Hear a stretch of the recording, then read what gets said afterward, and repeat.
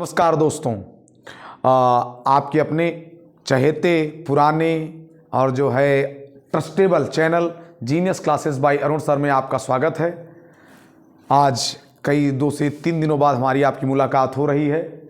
Thumbnail में आप देख रहे होंगे कि डीवी जैसी बात हुई है, मतलब कि बीपीएससी टीआरई 3.0 के अंदर मुझे दरभंगा जिला अलॉट हुआ था।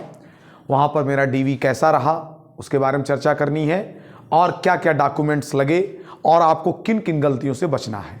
मैं एक विस्तृत वर्णन के तहत उसको संक्षेप में ही करके बताऊंगा जो पूरी विस्तृत यात्रा थी। देखिए, हम लोग जब गए वहाँ पर जो है जो जहाँ पर हम लोग की डीवी हो रही थी उसके सामने दुकान पर एक काउंसलिंग प्रपत्र दे रहे थे, चेकलिस्ट दे रहे थे, उस पर चिपकाने वाला कि आप कौन है, कहाँ पर लेने के लिए बोल रहे थे, जिसकी कोई आवश्यकता नहीं है। आपकी इच्छा है तो आप 40-50 रुपये खर्च करके उसको ले लीजिए, जिसकी कोई आवश्यकता नहीं है।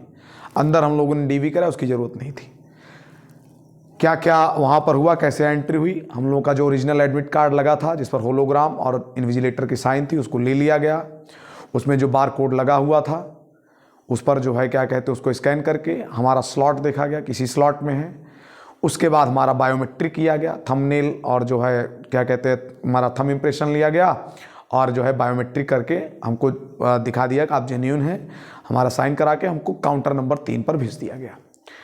अब वहाँ से मेन बात शुरू होती। पहला चीज़, आपके पास जो एडमिट कार्ड होना चाहिए वो ओरिजिनल वाला होना चाहिए। इट मीन्स जो आपने एग्ज़ाम देते समय रखा था जिस पर विभाग की होलोग्राम और वहाँ पर इन्विजिलेटर की साइन वो चाहिए होता है, वही ज़रूरी है। आपके पास दूसरा कोई रहेगा तो वहाँ पर आपको दिक्कत हो सकती है। मतलब नया कोई निकलवा लें जिस पर जो है इन्विजिलेटर की साइन ना हो या होलोग्राम ना लगा हो तो आपके साथ दिक्कत हो सकती है। चलिए, यहाँ तक की बात हो गई। उसके बाद जैसे कि वहाँ पर जो डॉक्यूमेंट्स लगे होते हैं या लगाने होते हैं कि जैसे भाई हमारा 6 to 8 में था और जो है हम अनरिजर्व कैटेगरी से आते हैं, तो वहाँ पर हमको जो है जो लगाया गया था कि 6 to 8 में हमारा था तो हमारे पास 5 डॉक्यूमेंट्स आए थे। हमारा आइडेंटिटी मतलब आधार कार्ड,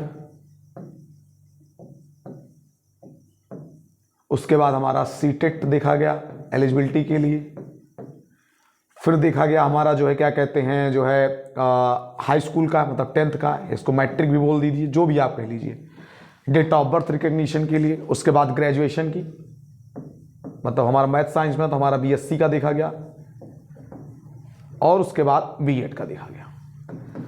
अब ये तो था कि इतने वाटर मार्क डॉक्यूमेंट आए थे। वाटर मार्क डॉक्यूमेंट में देख रहे होंगे आप, इसमें 12th का नहीं है, 12th के सर्टिफिकेट्स की कोई चर्चा नहीं है।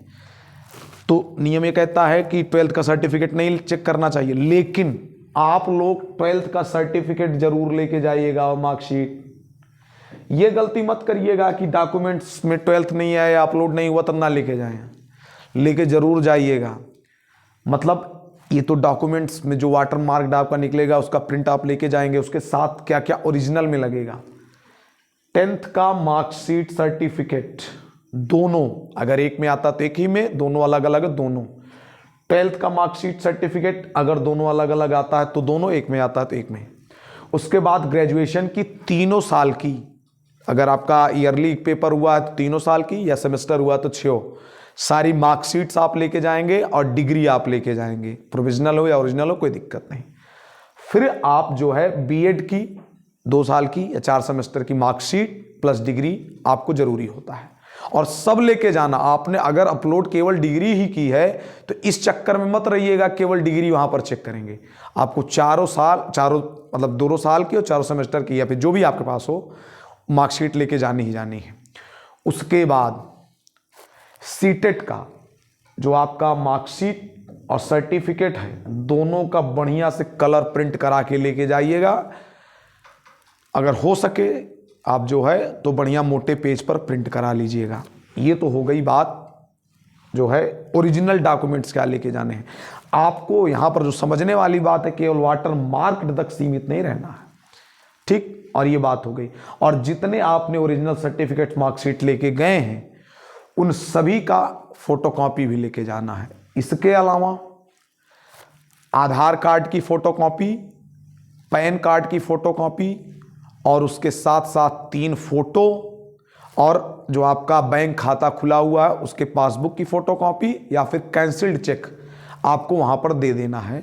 एक बढ़िया सी जो है जो आपकी बंद करने वाली एक जो है क्या कहते हैं टिप बटन वाली जो है आपकी वो होती है फाइल ट्रांसपेरेंट वाली, उसमें लेके जमा कर देना है।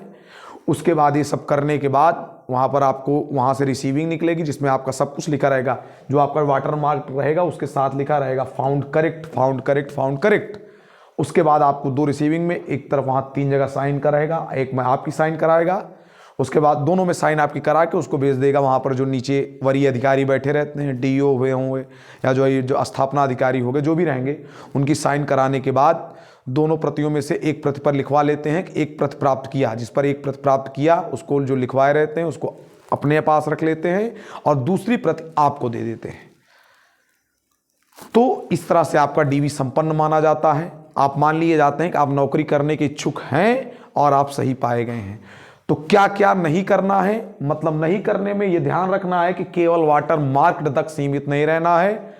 High school, inter, graduation, BEd, DElEd जो आपका है सारे ईयर्स की मार्कशीट और सर्टिफिकेट सब कुछ चाहिए। सीटेट का मार्कशीट अगर अपलोड किया है तब भी मार्कशीट और सर्टिफिकेट दोनों लेके जाइएगा। 3 फोटो लेके जाइएगा, आधार कार्ड जरूर लेके जाइएगा, पैन कार्ड जरूर लेके जाइएगा, बैंक पासबुक या फिर चेक जो आपका कैंसिल चेक है वो जरूर लेके जाइएगा, 3 फोटो। पैनिक नहीं होना है, खूब आराम से जाइए, खूब सपोर्टिव जो है आपके जो है वहाँ के कर्मचारी हैं, आराम से आपका काम होगा। आप अपनी तरफ से सही रहिए, वो आपको सपोर्ट करेंगे। आप अपनी तरफ से गड़बड़ रहेंगे फिर वो ज़्यादा सपोर्ट आपको नहीं कर पाएंगे। ठीक है, इसी बात पर हम अपनी वाणी को विराम देते हैं। डीवी के बारे में आपको समझ में आ गया होगा। धन्यवाद। चैनल को जरूर सब्सक्राइब करें। धन्यवाद।